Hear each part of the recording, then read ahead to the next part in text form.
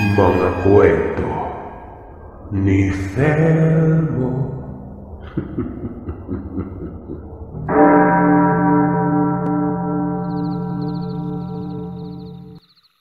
Mabilis na lumapit si Orlan kay Solina. Nagtanong kung nasaan banda. Naroroon umano kanina, mukhang nakuha umano sa patibong. At niyaya nito si Orlan na puntahan ulit. Pinunta nila ang ginawang patibong ni Mang Filiberto. Doon ay may nakita silang tao. Nakatayo sa gitna mismo ng malaking simbolo sa lupa. Nakasimangot ang mukha nito. Ang sabi naman ni Solina, aswang umano yun. Lalaki yun at patpatin. Walang ano-anong lumapit si Orlan. Sinipa at natumba ang nilalang na ito. Kasabay naman noon ang nakakapangilabot na angil sa paligid. "Walang hiya ka! Nasaan si Digor?" Tanong ni Orlan. Pero hindi ito nagsalita. Nakatitig lamang sa kanya at parabang gulat na gulat. Sinipa muli ito ni Orlan. Hanggang sa tumayo ito at nagwika ng, hindi ko alam. Ang alam ko lang, mamamatay kayong lahat." Matapos magsalita, umatras ito pero hinablot naman ito ni Solina. Ayon dito ay gawin daw nilang bihag. Ginapos yun ni Orlan. May panali naman na nakalagay doon sa may babuyan. Tapos ay nilagay sa gitna ng malaking simbolo. Pinaparusahan yun ni Solina. Umiiyak pero sumusukol. Yung tipo umanong nangangagat kahit pabasag na ang pagiging aswang nito. Ang sabi ni Solina, imposibleng hindi maawa umano ang mga nakamasid sa paligid. Malamang ay may lalapit dito at ito naman ang papatay ni Orlina. Hindi na kumibo ang binata. Hanggang sa maya-maya pa ay may napansin siyang isang ubod ng tandang lalaki na naroroon banda sa likuran ng kulungan ng baboy. Nakatitig lamang ang matandang ito. Tinitigan din yun ni Orlan. Hanggang sa sinabi na ni Orlan na may matandang nakatoka sa may tangkal ng baboy. Nagmungkahi si Solina na lapitan daw dahil aswang ang matandang ito. Lumapit naman si Orlan pero ganoon na lamang ang pagtataka niya. Dahil bigla na lamang nanghina ang kanyang katawan. Nanlambot ang tuhod. Sumuray. Nawalan ng balanse at napaluhod sa lupa. Nahihirapan itong huminga. Nang lalabo ang kanyang paningin. Napansin ni Solina ang nangyari kay Orlan kung kaya naman lumapit din ito.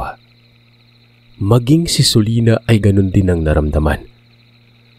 Mabuti na lang at kaagad na napansin na isang malakas na pangbasag ang pinapalipad nitong matandang ito.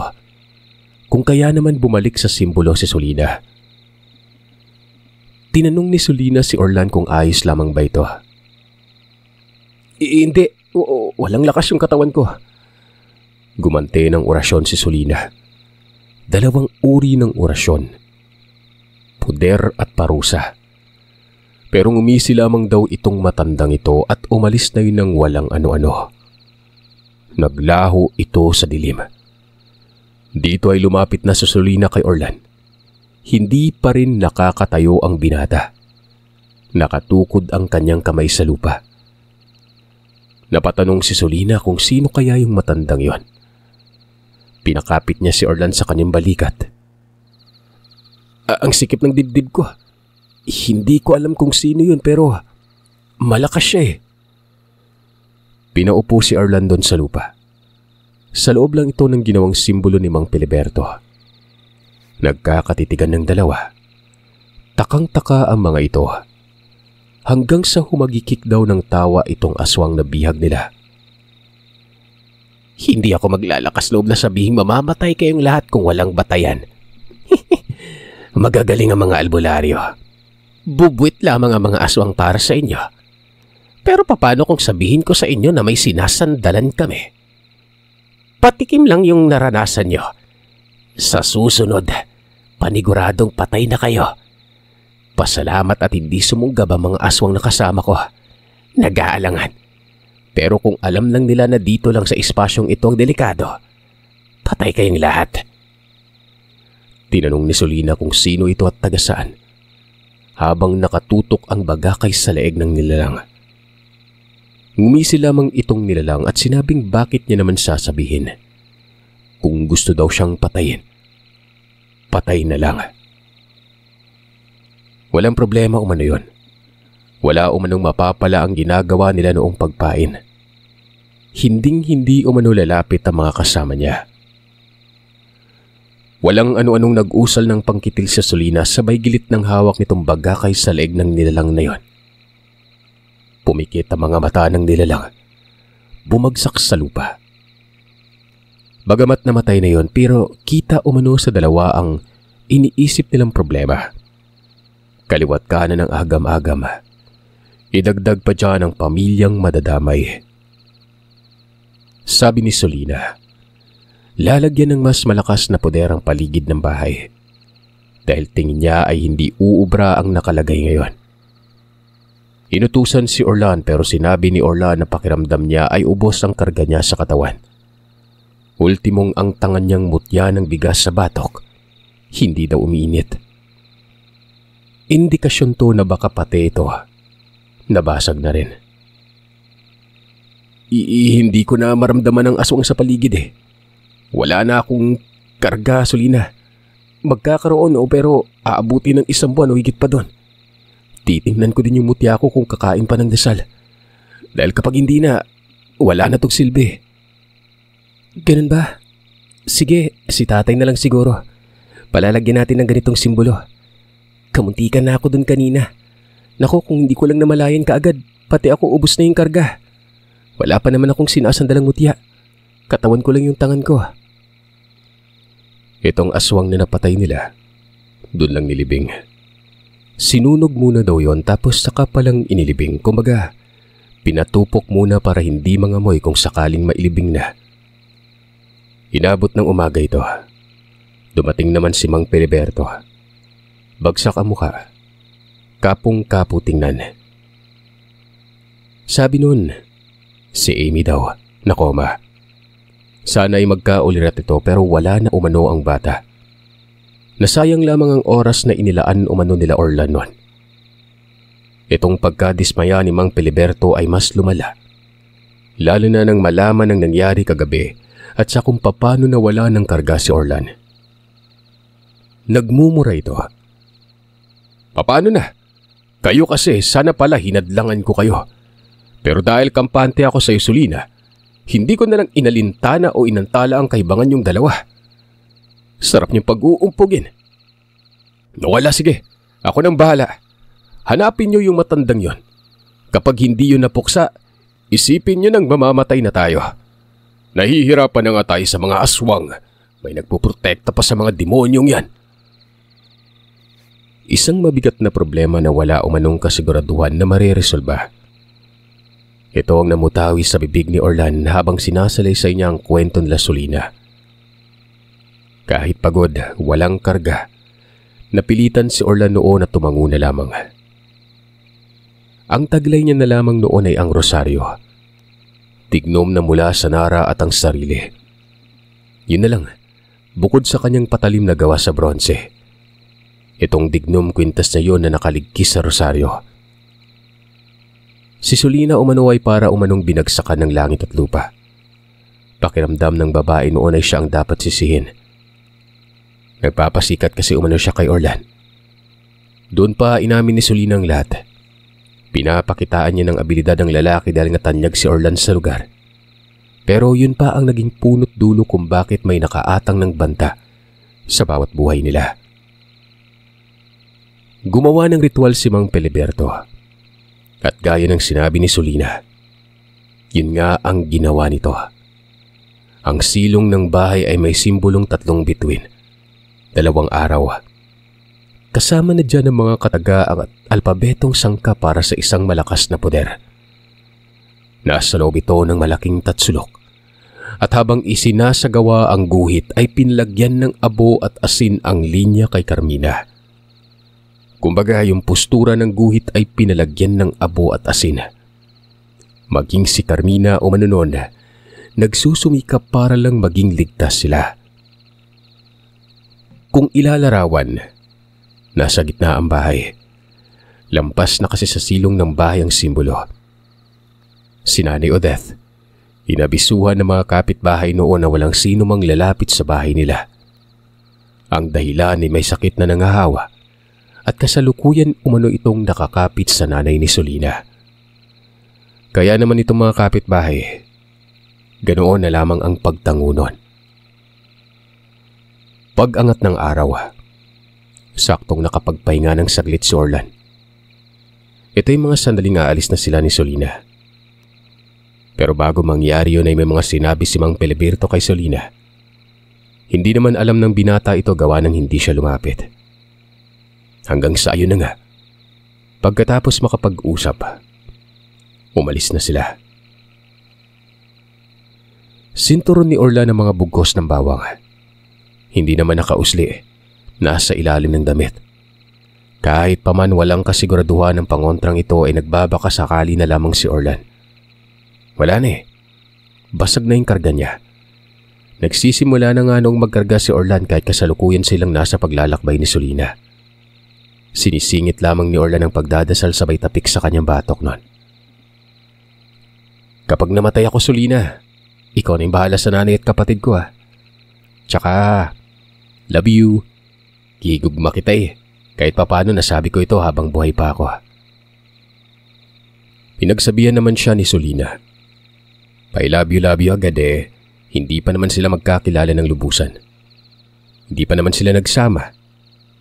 Hindi niya nga alam kung anong gusto nitong babaeng ito Sinabi pa ni Solina na hindi niya umano mahal itong si Orlan.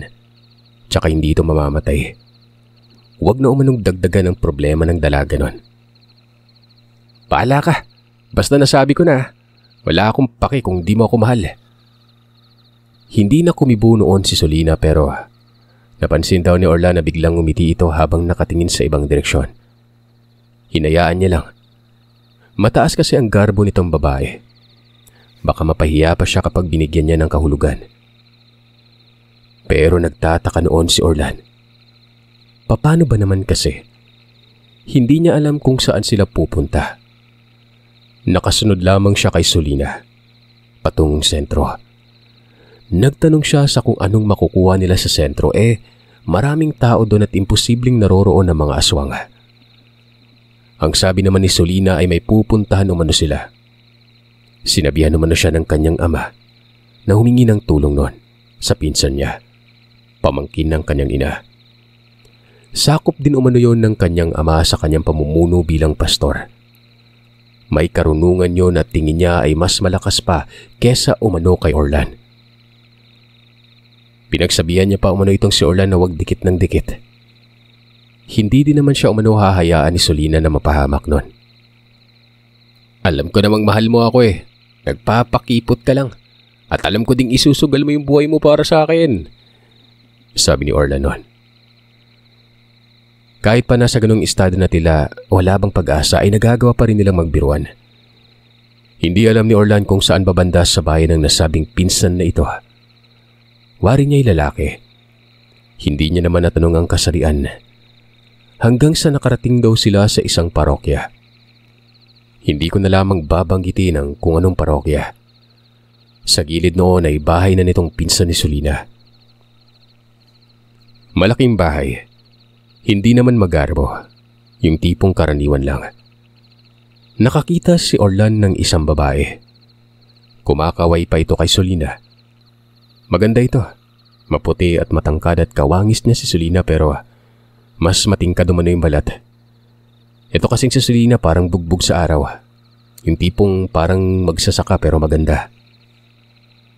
Wow naman, yun ba yung kasama natin? Gwapo ko talaga. Mabaging langit. Huwag naman sana akong papiliin ng babae. Lumapit ang babae. Nagtanong sa kung anong problema at napabisita. Tinanong ni Solina yung babae kung nasaan si Tirso. Ayon naman dito sa babae ay may pinuntahan lang. Babalik din yun kaagad. Salamat, Bing. Ito nga pala si Orlan, kaibigan ko. O Orlan, ito si Bing. Nga pala Bing, pasensya ka na para may sakit ito Kung minsan tititig na lang nang wala sa katinuan. Orlan, dun ka muna. Mag-uusap lang kami. Napapailing na lamang si Orlan. Pagkatapos umano siyang ipahiya ay tinaboy pa siya nito na parang aso. Yung kamay ay kinakaway-kaway na parang pulubi si Orlan noon. Hindi naman ito nagreklamo. Nag-usap itong si Bing at Solina. Pakiwari ng binata noon ay hindi ito ang isasama ni Solina. Iba kasiyang hinahanap. Tirso daw. Maya-maya ay may dumating na dalawang lalaki noon. Isang matanda at isang kaidaran lamang ni Orlan. May pagka-moreno itong kaidaran niya pero kamukha ni Bing. Matagal nag-usap, tapos panay titig pa sa kanya itong mga pinsan ni Solina. Ilang mga sandali ay lumapit na sa kanya si Solina. Antay na lamang daw dahil naghahanda pang pinsan niya. Alin ba sa mga yon? Teka, mas maganda siguro yung isa yung maputi ba? Kahit sino sa kanila Orlan may karunungan. Pero mas pipiliin ko si Tirso. Si Tirso yung makakasama natin. Hindi na nagsalita pa si Orlan. Hanggang sa lumabas na ng bahay itong si Tirso. Malaking tao nang matapat sa kanya. Mas malaki pa nga umano ang bisig nito kumpara sa mga galamay ni Orlan. Na para bang kapag nakapanuntok ay talagang hihiwalayan ng diwa. Binalikan nila ang lugar ni Digor. Kung noong unang punta dito ay napakakampante. Ngayon ay may lulan ng agam-agam ang mga ito. Walang angas sa katawan. Hindi basta-basta kasi ang mga kalaban. Tapos isa sa kanila ay walang panglaban yon. Siyempre yun si Orlan. Ultimong sa pakikiramdam sa paligid. Si Solina ang gumagawa. Si Orlan talas lang ng mga mata ang ginagamit. Minamasdan niya rin noon itong si Tirso na para bang balisa. Yung tipong kontra sa loob nitong pagsama.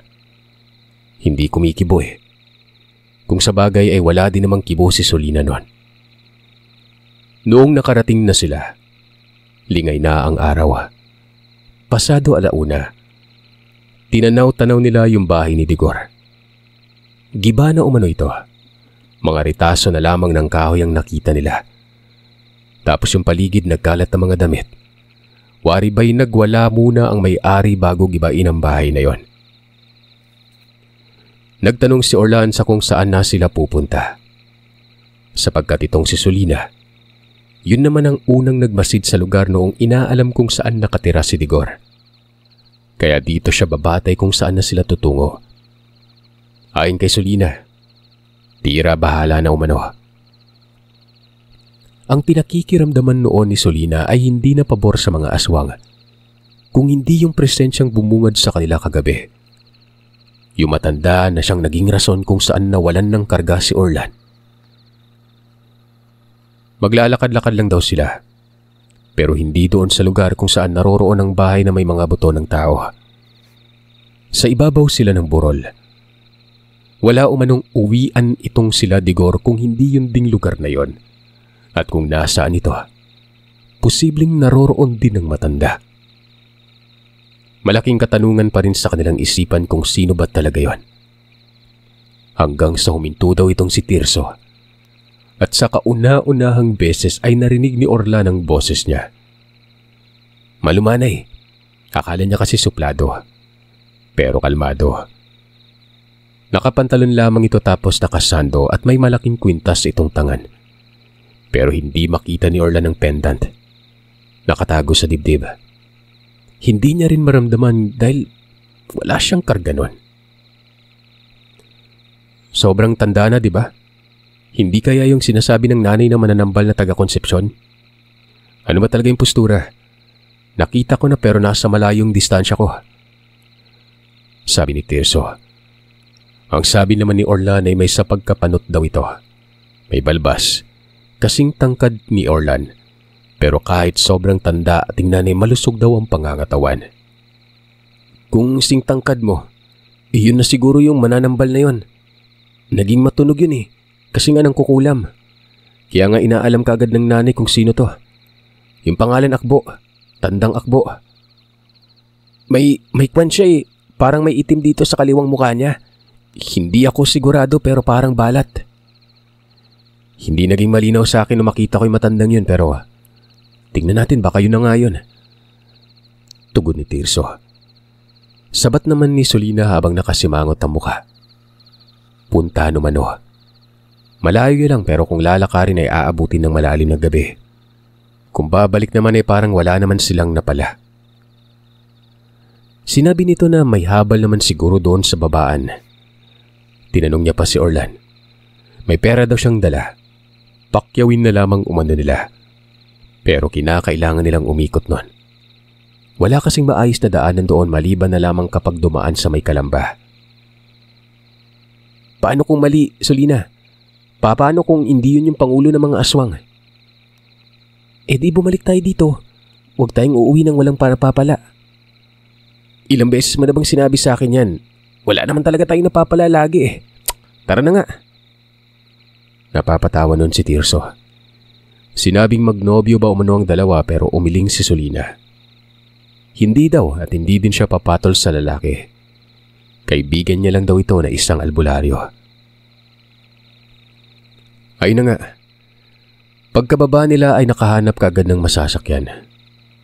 Pagkalayo-layo talaga nitong lugar ng Konsepsyon, iikot pa sila sa Kalamba. Hindi pa maayos ang daanan. May parteng lubak at mabato. May parte ding maputik nun. Mga halos 3.5 oras ang biyahe sa habal sa kapalang nakarating. Hindi din kasi makabuelo ang motor. Kumpara ngayon na maayos ng daanan. Itong Konsepsyon ng mga panahon na yon ay maraming mga turista. Doon kasi pumupuslit ang mga karamihan sa mga dayo para mag-hike sa bukid. Sa bukid ng Konsepsyon. Si Tirso ng giya. Takip silim na sa mga puntong ito. Sabi ni Tirso ay mauuna siya. Makikiramdam sa lugar ko may aswang. Huwag daw muna lalapit sila Solina gawa ng kabisado ng mga kalaban ng presensya nila. Pumayag si Solina. Umalis na si Tirso. Tinatanaw lamang nila ito kung saan patungo.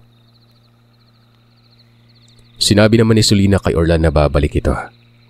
Pero kinamusta niya itong si Orlan. Kung hindi pa ba umuubra yung pagpapakain ito ng dasal sa katawan niya tangan. Mga 1 buwan siguro pero hindi pa tiyak yun. Pwede bang yumakap Orlina kasi malakas ang karga mo eh.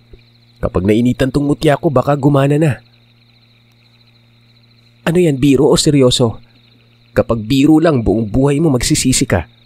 Payayakapin talaga kita. Sige yakap. Pero dapat gumana ka agad yung mutya mo ha. Huwag na lang pala. Hindi pala pwede kasi magkakaiba yung karunungan natin pero kung papayag ka na, yakapin ko lang para naman gumana ang loob ko eh. Ayos ba yun? Uy, sandali, oy! Walang ano-anong niyakap nga siya ni Solina. Pabigla-bigla tapos sinawakan pa ang kanyang ulo nun. Pagkabitaw, sinabi ni Solina yun lang naman pala eh. Wala umanong problema. Pampagaan lamang ng loob yung ginawa niya. Hindi nakapagsalita si Orlan. Para bang dumikit umano sa kanya ang samyo ng mabangong pawis nito. Hanggang sa naglakad na daw yon. Sumunod si Orlan at ang bilis ng paglalakad nila. Tinatanaw niya ang unahan. Nakikita niyang paparating si Tirso. Habang nangyayari naman yon ay kitang-kita umano sa mukha nito ang reaksyon na tila ba kumpirmado. Tumatango kasi ito. Yung lugar, nasa gilid lamang sila ng kalsada. Sa unahan ay crossing. Ang patungong kanan, sentro ng Konsepsyon. Dito sa kaliwa galing si Tirso. Sabi ni Tirso, may naramdaman siyang mga aswang malayo pa lang. May nakatambay pa nga umano sa gilid lamang ng daanan. Hindi niya pinapansin pero aminado si Tirso na lookout daw ito. Diretso ito sa maliit na nayon. Nakita niya si Akbo. At ang sabi ni Tirso, bukod sa kumpirmadong maraming aswang, tumutugma yung wangis na pinaliwanag mo sa akin, Orlan. Ngayon ang gagawin natin, doon tayo magmumula. Nakikita niyo ba yung kakahuyang yon? Doon kasi walang bakas doon. Dito sa may daanan ng bakas nila. Ngayon lang ako nakaranas ng isang lugar na may maraming aswang. May kakaiba talaga dito. Sabi naman ni Solina, kung doon sila manggagaling patungo sa bahay, malaki pa rin ang porsyento na mababagat sila doon. Aswang yan eh. Kung didiretso naman sila noon, mangyayari lang din ulit yung ginawa ni Akbo. Yung malakas na pangbasag. Ang pinakamaigi ay linlangin na mga yon. Si Orlando mano ang maglalakad doon tapos kapag may nagpakita, tumakbo ito ng mabilis at ilayo. Kumbaga, kung saan galing si Tirso, iyon ang papasukin ni Orlan. Napapamura naman ang binata. Paano na lamang daw kapag naabutan siya? Walang tiyak kung poprotektahan siya ng bawang na ginawa niyang sinturon. Sinabihan naman siya ni Solina na tumakbo lang gawa ng ang hahabol sa'yo. Si Tirso na umano ang bahala doon. Si Solina naman ay doon sa may sinasabi ni Tirso na kakahuyan. Huwag umanong dadalhin doon ang nilalang. Kung pwede ay doon sa sentro. Asa rin, mag-aalangan naman ng mga yan nawa ng maraming tao. Aantayin siyang lumabas sa lugar bago pa aatake. Bumuntong hininga si Orlan sabay titig kay Tirso at tumango naman ito sa kanya. Sinabi noon na huwag mag-alala gawa ng walang mangyari kay Orlan noon. Pagkatapos lang magsalita ni Tirso, naglakad na si Orlan noon. Kumabig naman si Solina sa may kakahuyan. Gabi na noon. Sumuot yun sa may sukal. Habang si Tirso ay nakasunod naman kay Orlan. Malapit lang. Kinakausap pa nga ito ni Orlan. Naayon pa sa binata sa aling bahay ba umano si Akbo. Ang sabi naman ni Tirso, nasa pinakadulo. May basketball court daw sa unahan. At walang ibang makikitang bahay si Orlan sa dulo na nasa kanan kung di bahay na ni Akbo. Makikita umano ang kamalig bago pa pumasok sa bakuran. Puslitan nito ng mga taong nagpapagamot o hindi naman kaya ay may ipapakulam nun. Hindi na nagsalita si Orlan. Itong si Tirso, pahina ng pahina ang lakad. Hanggang sa may napapansin si Orlan na nag-uusap sa tabi ng kalsada sa kabilang parte. Hindi simentadong kalsadang ito. Inabunuhan lang ng graba. Sa unahan may ilaw. May tindahan doon pero mingaw o walang katao-tao. Kumbaga walang tambay maliban na lamang sa nadaanan niya. Hanggang sa napansin niyang biglang sumunod itong nag-uusap. Nilingon niya kasi yun. Tumawid pa ng kalsada at nasa likod niya na talaga banda. Hindi na makita ni Orlan si Tirso. Gusto nang bumalik noon ang binata pero naiisip niyang dalawa pa lang ang sumusunod sa kanya. Nararamdaman niyang mga aswang ito. Hanggang sa nasisilayan niyang bulahan. Basketball court kumbaga. Tumingin ito sa kanan. Nakita niyang kamalig. Hanggang sa may nakita siya noong biglang lumabas sa may kakahuyan. 3. Humarang sa daanan. Walang ano-anong pasimple ng dampot si Orlan sa kanyang tsinelas. Sinuksok sa kanyang bawat siko. Kasabay naman noon ay huminto daw itong sumusunod sa kanya. Pagkiling ng kanyang ulo sa kabilang parte ng kalsada, may nakasilip na tao sa may puno. Maraming ang aswang sa lugar. Bigla siyang sumigaw. "Hinahamon ko kayong lahat! Lumabas kayo dyan! Kapag hindi kayo lumabas, hindi ako lalaban. Kailangan ko kayong makasagupa kasi nga, nabibitin ako eh." Nagsilabasan ng mga ito. Nadagdagan yon sa tawid ng kalsada. Lumitaw doon ng 3. Tapos sa likod niya naging 4. Habang sa harapan ay naging 5 na.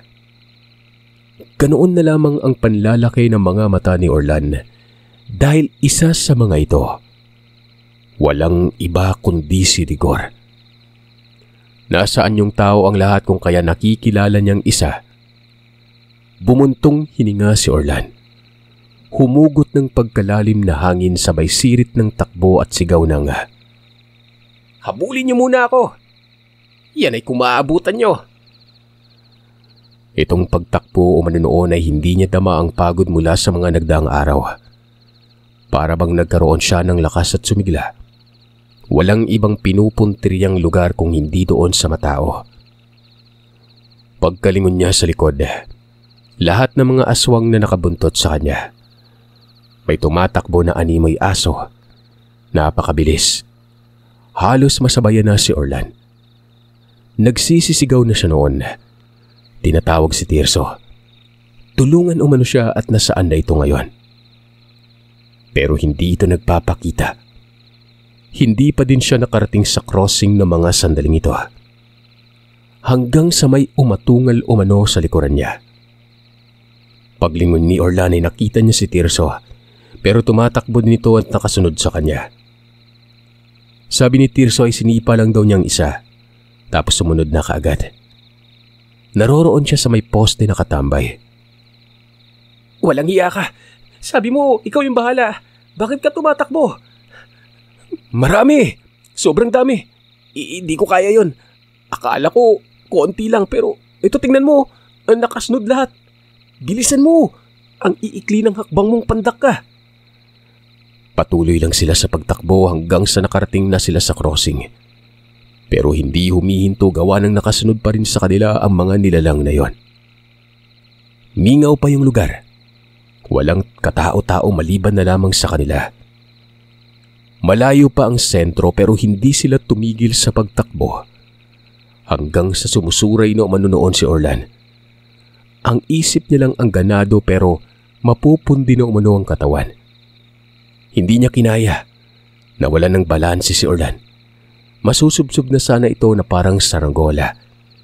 Pero hinablot siya ni Tirso. Ginuyod at walang tigil sa pagtakbo. Nagpapatay sindi ng paningin ni Orlan noon. Hindi niya nadama ang kanyang mga paa kahit pa tumatakbo sila. Hanggang sa nakarating na rin sila sa wakas sa pinakaunang tindahan sa sentro. Dumiretsyong higa si Orlan sa lupa. Itong si Tirso, nakatukod ang mga kamay sa tuhod at hingal na hingal. Ang mga nilalang, nasa unahan, nakatanaw at hindi sumunod. Gumagana yung taktika. Hoy, ano na? Habol pa. Orlan, buhay ka pa? Hindi na kasi gumagalaw noon si Orlan. Napakahina ng paghinga niya. Mapuputulan na daw siya noon ng diwa. Sinuntok umano ni Tirso ang dibdib niya kaya naman napaubo ang binata at bumangon. Dito pa naghabol ng hininga. Nasa na sila? Naroroon lang. Nakikita mo naman siguro. Kamuntikan ka na kanina. Mamamatay ka na. Tumayo ka at nang makadaloy na maayos ang dugo mo. Tumayo naman si Orlan. Tapos dinuro ang mga aswang. Inaasar ang mga ito lalo na si Digor. Ang sabi ng binata, lapit daw at doon sila magbuno. Huwag umano sa madilim gawa ng mas pabor sa aswang. Sumabat naman si Digor. Sa kabilang dulo daw ng sentro, may nakaatang na kasama niya. Meron din sa paligid. Hindi na makakalabas ng lugar nila si Orlan. Ganun ba? Tingnan natin. Umabante ng lakad si Orlan. Hinawakan naman ni Tirso ang kanyang kamay. Huwag daw gawa ng delikado. Pero ayon kay Orlan, hindi naman daw siya lalapit nun. Aasarin niya lang. Hinayaan ito ni Tirso. Nagtungo sa may poste si Orlan. Nasa tapat mismo ito ng isang tindahan. Bukas ang tindahan na yon. May nakasilip na babae. Para bang nagtataka dahil nga narinig nito ang paghahamunan nila. Sa unahan ay simbahan at ilan pang mga tindahan. May mga tao doon na nakatambay. Sibilyan, meron pang nagtatagay. May mga tao din na napapadaan lang. Nadaanan pa nga sila ng mga ito. Maging yung mga aswang na kasalukuyan namang nasa taong anyo.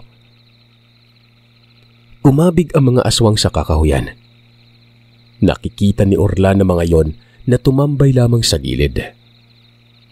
Ilang mga sandali lang ay pumuslit na si Tirso sa tindahan. May upuan naman dito.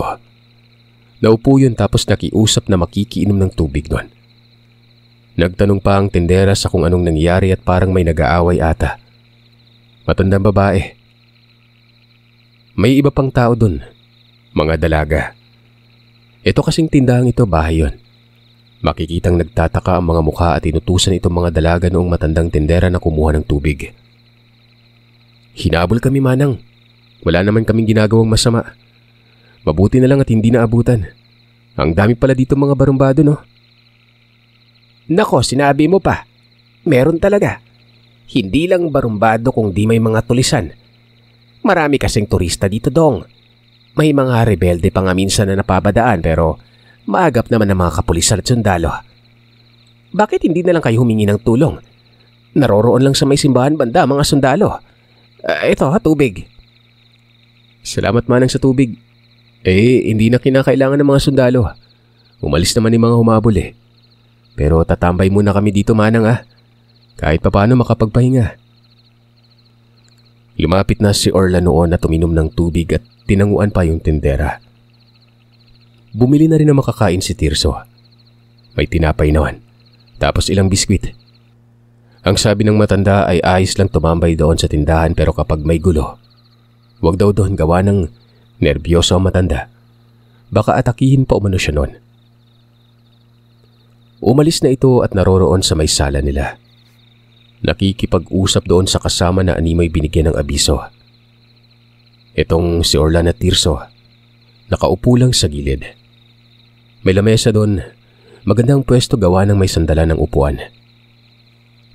Sana magtagumpay si Sulina sa kung anong gagawin niya ron sa matanda. Alam na noong si Akbo na narito tayo pero kumpiyansa yon. Ang hindi niya alam, sinasalisihan siya ni Sulina. Paano ba kayo nagkakilala ni Sulina? Di naman kasi nakikipagkaibigan yun Astang lalaki yan. Napagkamalan pa nga yun ng mga magulang kong tomboy Mabuti at natanong mo, Tirso, na mabunot naman itong tinik sa lalamunan ko. Di ko naman inaasahan na susulpot yan nung may nakipagsubukan sa akin. Tinapik niya ako nang maunahan ako ng kalaban ko. Bumalik yung lakas ko. Sa pagpapatuloy ng pagsasalita ni Orlan, naging interesado siya sa pagkatao ng babae. Pinunta niya umano sa bahay ito. Suplada. Hanggang sa isang gabi habang may nagpapatulong sa kanya dahil nga inaaswang, biglang dumating si Sulina at pinorsahan yung nilalang na nakabuno niya. Yun nga si Digor na gumaganti naman sa kanila. Dapat pala pinatay na lang ni Sulina, no? May isang salita yung aswang pero kapag may sinasandalan tumatapang. Tumataas yung garbo. Mabubuti naman yung aswang kung tutuusin May ilang mapanghasik at ang mga ito yung mga kaibigang malakas na albularyo. Kaya nga nanghasik kasi siguro may inaasa na kasangga no? Yun na nga maling-mali talaga. Mula lang sa pangyayari yun, doon nag-meet sa lahat Hindi pa ako naging maingat. Nabasag yung karga ko. Hanggang sa ngayon, di ko mabalik-balik. Marami silang napag-usapan. Nabanggit pa ni Tirso na itong si Sulina. Matigas talagang ulo. Palibasa kasi malakas. Maraming inargabyado. Pero yung inaargabyado ay yun naman umanong mayabang. Nagkakaroon talaga ng gulo. Doon daw sa Negros may malaking kaguluhan doon na sinimulan din ni Sulina. Kaya nga napalipat talaga sila kasi nga maraming madadamay. Kapag hindi umalis, apektado pati ang kapitbahay gawa ng mga aswang din yung nakalaban doon. Totoo pala talagang sinabi ni Mang Piliberto na yun ang sanhi kung bakit napalipat ng Mindanao. Maya-maya, may pumuslit umano sa may tindahan. Lalaking may sapat na edad at nakasombrero. Bumili lamang yun ng yosi.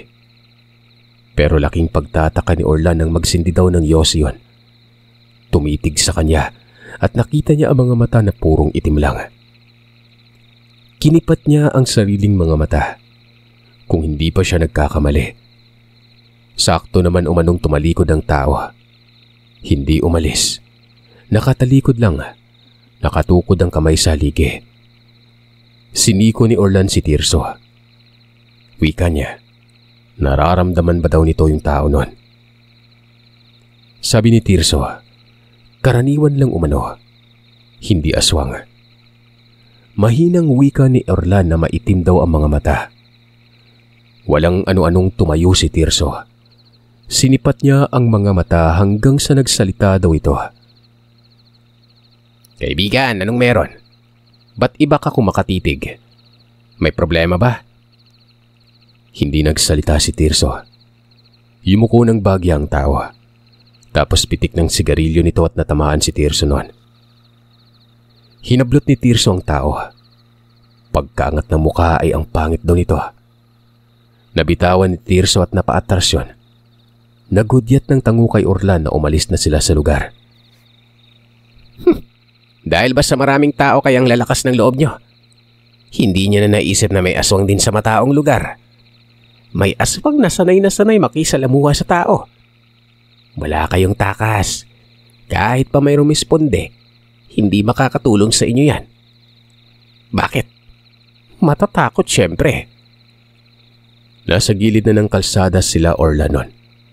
Nag-uusal si Tirso. Ang sabi ay mapapalaban daw sila. Maging alisto daw si Orlan at huwag lalayo sa kanya. Dahil kapag nangyari yon, patay umano ang binata.